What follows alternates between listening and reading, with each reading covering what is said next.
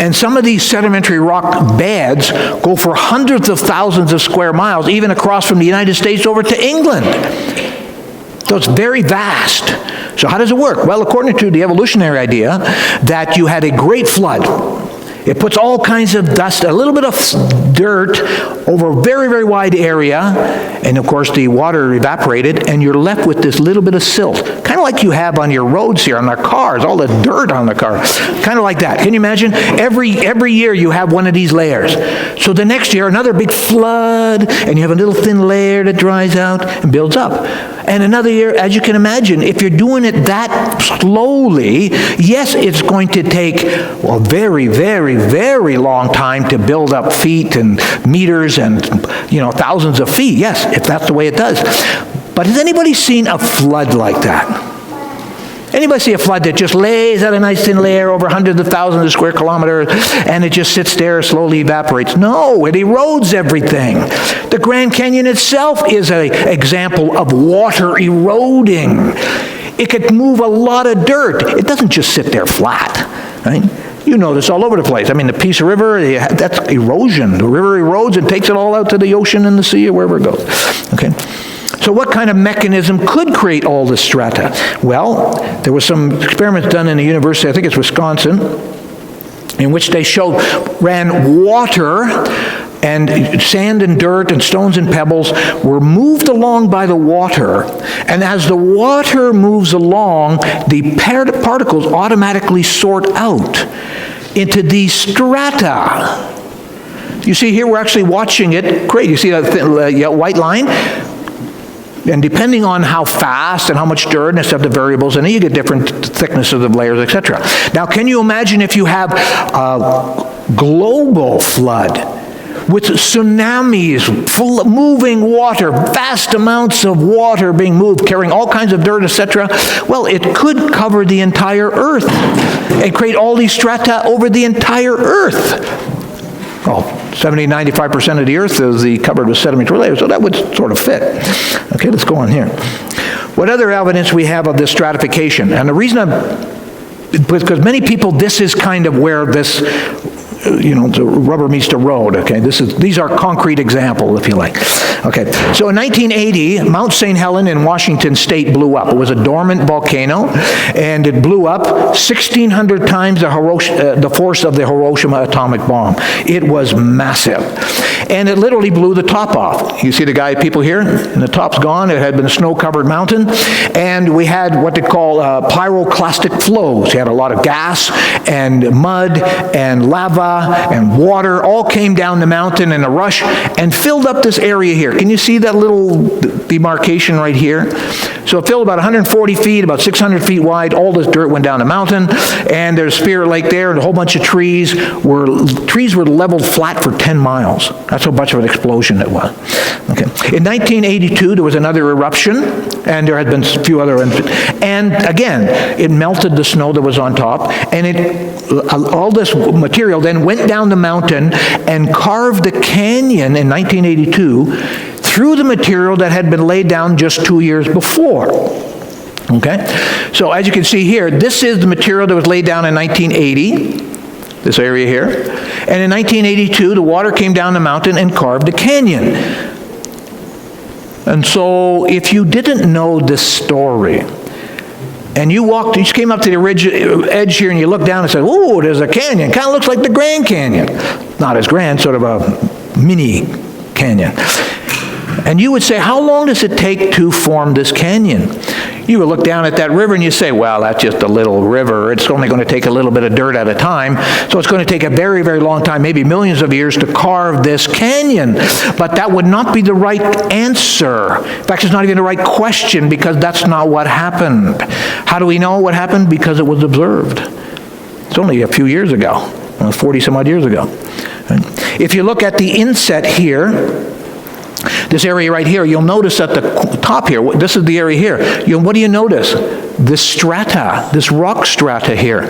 This material was laid down in one day in 1980. How long did it take for this material, these rock strata to form? 1 day. So when somebody says the Grand Canyon, oh, it took hundreds of, 2 billion years, no, I don't think so. Did anybody see this? No. Well, I got 140 feet was done in one day. Well, if I can do it 140 feet in one day, give 100 days, it's going to be 1,400 feet. So, right? You just have to have enough water and debris. So, again, much of what people claim is not because anybody observed it. It's just part of the story. Science really says, okay, if you say something, let's show it. Show me evidence. Show me some, let's see what happens. There's an excellent book is Genesis History. That's an excellent DVD. I have some here. It's not from CMI, but it's an excellent DVD. We also have one at Mount St. Helens. If you ever have a chance to go there, it would be great, but you can have a DVD. So one of the other questions to ask is, how long does it take to make a fossil? That's a good question. How long does it take to make a fossil? No, sorry about that. Okay. So how long does it take to make a fossil? Well, according to National Geographic, preserved remains become fossils if they reach an age of 10,000 years. Gosh darn. We don't have 10,000 years. We only got 6,000. So I guess we can't account for fossils. But wait a minute. Did anybody ever see a fossil take 10,000 years to form? No. How long does it take to make a fossil? Well, what you're looking at here is a fossilized fern. It's a plant. And as you know what happens to plants, as soon as they die, doesn't take too long before they wilt and rot. Okay? So this came out from New Scientist in 2014. And they admit it was almost instantly fossilized. This is a plant that was almost instantly fossilized. Now, they say it was in a lava flow, but I don't think that would work, right? But it's like a self-cleaning oven. Put a fern in a self-cleaning oven, turn it on to, it's not going to be fossilized. It'll be carbonized, right? So, but it was how did it know it was so fast? Is because they sectioned it, they cut it, and they could actually see, when they looked in the microscope, cell division. Which meant that it didn't have time to decay. It was still basically alive when the thing became fossilized. And what about oil? Well, you got oil all around here, don't you? How long does it take to make oil? Well, where does crude oil come from? Well, plants and animals that were buried a long, long time ago, it says, well, if you go to National Geographic, they're going to say over millions of years under high pressure and high temperature, the remains of these fossils transformed into what we know today as fossil fuel. That's the standard line. Did anybody see this happen? And the answer again is no, right? But how long can it take to turn organic material into fossil fuels? Actually, folks, under an hour.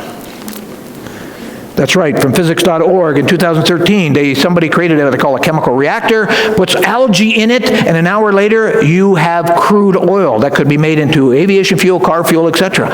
Wait a minute. Why do I have to believe it takes millions of years, which nobody saw, when it could take an hour, which people saw? The scientific evidence supports this, young, an hour, I talk about young, right? Doesn't support the millions of years because nobody has seen it and nobody can test it. In order to prove it takes millions of years, you have to take 1,000,000 years, right? Which I'm not hanging around for. And teddy bears, you can, in the soft, cuddly, stuffy teddy bear, actually can be turned into rock in 3 months. I actually have one, but it's under the projector and I don't want to move it, right? I picked it up in England, so I'll show it to you later on break. But, all right. Wow, okay, I'm talking too much, okay. All right, a few more things. If the Bible is true, organic tissue could be found in dinosaur bones. Now, it's going to overlap on dinosaur talk. But wait a minute now. If the dinosaurs died out 65 million years ago, anything that was organic, anything of flesh and blood and bones, would have decayed unless it is fossilized, unless it turned to rock, okay? So, but if the Bible is true, dinosaurs were created by God, and so they would have been no more than 6,000 years old, which means that if we find some dinosaurs, we should find some unfossilized bones, which would contain organic material. Exactly what has been found. In 2005, a Dr. Mary Schweitzer was digging through some unfossilized Tyrannosaurus Rex bones. In other words, it hadn't turned to rock. It was just like a dead animal bone. And she was digging through it. She came up with this stuff, organic material. She said it was flexible and resilient when stretched returned to its original shape. She couldn't believe it. Supposedly, this bone is over 65 million years old. But how can organic material remain that old? She said they are virtually indistinguishable from tissue from modern samples. It's like from a cow that died. You get a bone, it looks almost the same thing. Collagen, red blood cells, DNA precursors, and things like that. Okay? Well, how come? She says, when you think about it, the laws of chemistry and biology and everything else that we know say it should be gone. It should be degraded completely. We 100% agree with her. So when she first published this, the scientific community all laughed at her, said, Dr. Schweitzer, we know organic material cannot last 65 million years, so therefore, this is not organic material from dinosaurs. It must be some contamination of the lab, something from humans, a plant, something else, but it's definitely not dinosaur material because we know it cannot last 65 million years. So, scientists submit their paper for review, and the reviewer sends it back and says, no, rejected. So she tried for another 10 years, doing all the protocols in the lab, making sure. She finally came back after 10 years with her team saying, listen, we have done every possible safeguard, and here are all our findings. We've got nothing left to do. So the scientific community said, guess what, Dr. Schweitzer, you're right. This is organic material from, dinosaur bones. And guess what? It can last 65 million years.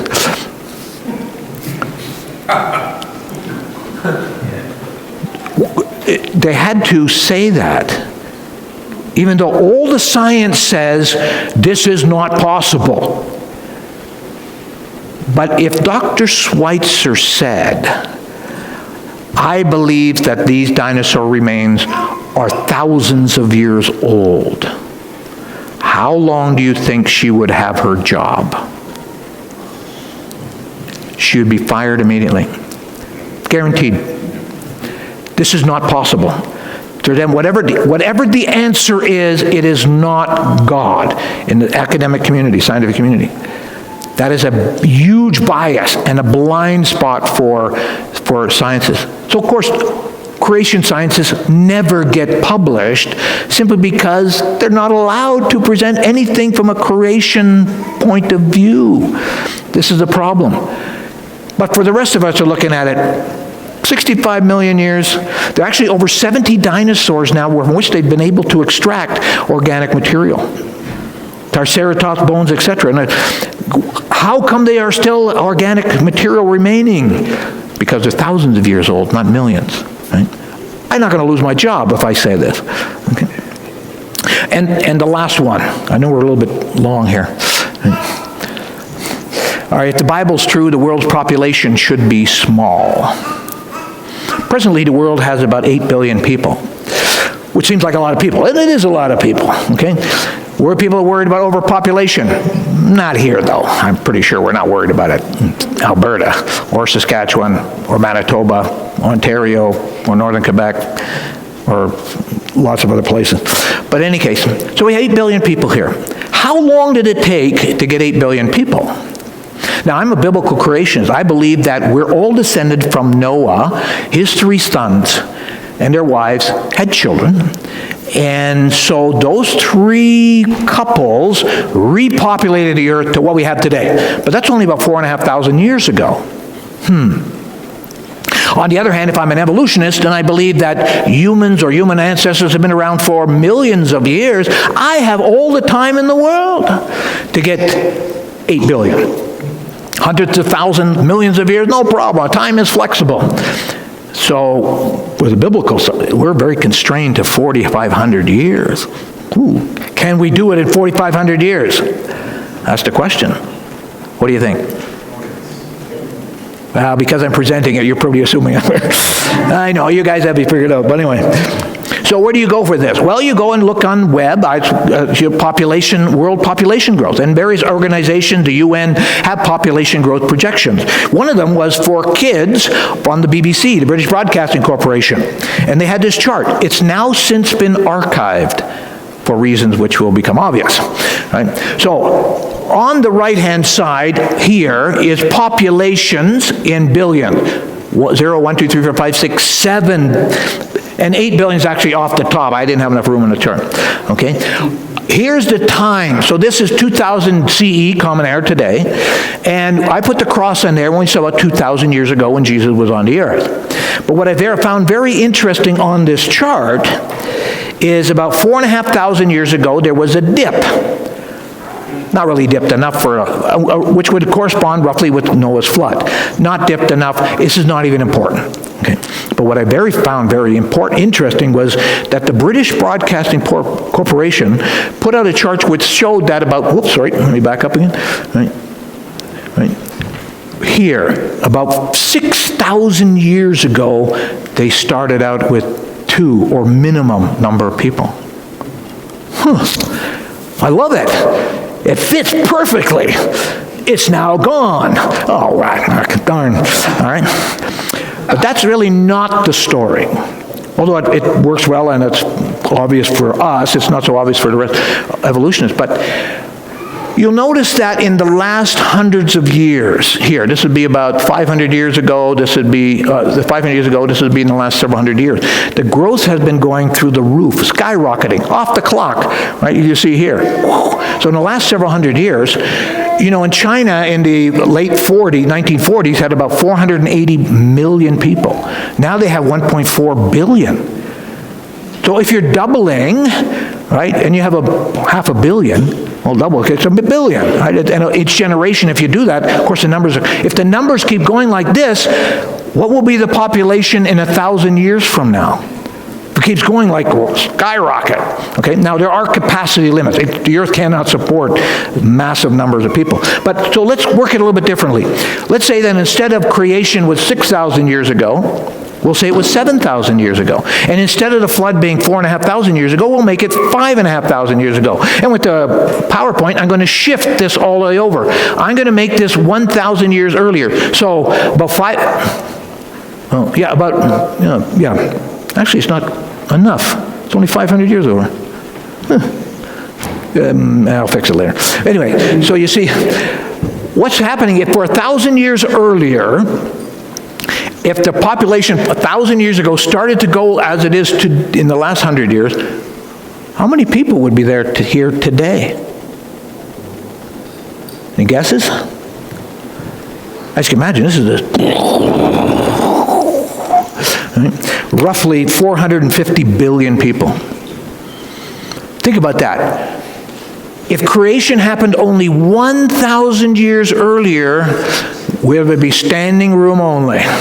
Okay, get a good offering, but speak to big crowds, but how come then there's only 8 billion when for 1,000 years earlier I should 450 billion? And if evolutionists say humans have been around for hundreds of thousands of years, how come we only have 8 billion? Population 100,000 years ago plus 6,000 should have reached into the billions. What happened? Either they were at extinction level for hundreds of thousands of million years, which doesn't make any sense because it can't exist at extinction level, or the population grew and then it went extinct and grew and went extinct, when it grew and went extinct, wiped all out, for which there would have to be some evidence, and there's no evidence for that. So populations don't work, right? It fits with the biblical account, it just doesn't work with the evolutionary account. Okay, so those are just some number of evidences. There's many. I know we're skipping across the top of the waves here, and some of you are saying, way too much for this time in the afternoon. Oh, snooze time. Okay, anyway. So, Jesus affirmed as historical and real the people, places, and events in the Old Testament, including the events of Genesis, creation, Adam and Eve, the fall, and the global flood. The apostles taught this, the historic church taught this, and Jesus' followers. Now, this is the question. If someone claims to be a follower of a master, it behooves them to teach what the master taught, to follow what the way the master's going, right? If Jesus taught a certain thing, we who claim to be followers of Jesus should teach the same thing. Somebody says, yeah, I know what Jesus said, but I tell you something different. I'm sorry, you're no longer following the master. You're on your own. You're going in a different direction. So that's why I tell Christians, find out, determine in your own mind what Jesus taught, teach that. You can't go wrong. If you don't teach that, you're wrong. Okay. Compromising Christian influencers deny God's revealed truth and lead many Christians away. And science supports the biblical event of creation. And one final quote from a Dr. Martin Lloyd-Jones: there can be no doubt whatsoever that all the troubles in the church today and most of the troubles in the world are due to a departure from the authority of the Bible. So what are you going to do with all this stuff? Okay. Clipboards. We have some clipboards. Who was the lady helping me? No. Would you mind getting your clipboards with the yellow sheets on there? And if I could have that other gentleman who was helping, or some other gentleman to pass them out. I won't mention it. You're going to have the clipboards. It's going to be yellow form. You're going to see it. If you don't do it at this session, we'll get the next session. Okay. So what are you going to do with it? Well, one of the things you could do, in the next room we have all kinds of resources, DVDs and books and packs, and you can get them online, but here you buy them, you don't have to pay any tax or shipping costs, etc. Taxes already included. But one of the things that we highly recommend, especially if you have children or grandchildren or anybody you like, right, is a Creation magazine. Creation magazine is our publication put out by the particularly United States, and builds faith, answers questions, teaches how science supports Scripture, inoculates against evolution, has a children's section, and has no ads on it, etc. And it's on a subscription service, kind of like your cell phone. Okay. And so it works like this. So total cost is $30 a year, for which you get 4 magazines. It's billed 4 times a year at $7.50. You're not even going to recognize it on your account. Billed every 3 months, total of 30, and you get a physical hard copy. I don't have any here, but it's a magazine. You can see it in the next room. You also get it on 5 digital devices. And for today only, you get as a bonus, a free issue, a back issue of the magazine, where you can take home and share it with your friends, and you also get a free $14 DVD. So that's $22.50 value for signing up for Creation Magazine. And you can pass out the forms. Okay, just start at the front, and then you tear off a form. Okay, so you can start with this guy in. Did you want to show them? No, I'll show it right here. I'm showing it right here.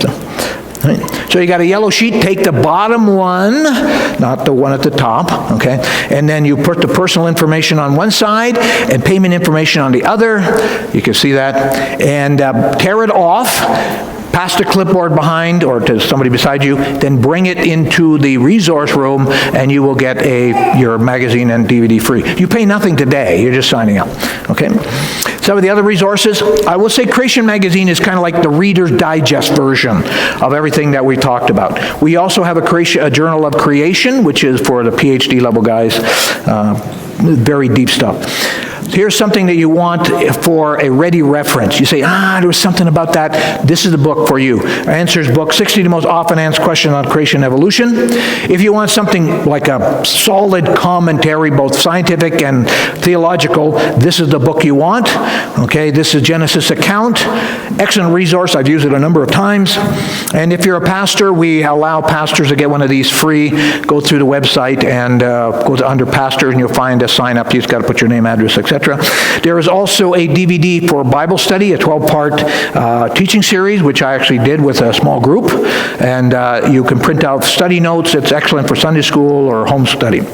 For those of you who say, listen, I got some son or whatever during university, they don't really want to interested in Bible stuff, but they might be interested in the science stuff. This is the book for you. This is our PhD scientist who put together Evolution's Achilles heels. So it looks at allegedly the strong points of evolution and shows that they're really weak. They have a weak point. They're called Achilles heels. And if you want the DVD version of it, there's one as well. And if you buy both, you get a discount. But let's say you say, listen, I only have $199 and I want to get all kinds of resources. Well, this is for you, $375 or $360 worth of resources for a low fee of $199. It's actually a very, very good bargain for what we get. That, ladies and gentlemen, concludes this session. So we're going to pause now. We're going to have a break. I'm going to have a break. Go to resource room, and we'll see you back in 10 minutes or so. That works? Perfect. We'll talk about dinosaurs.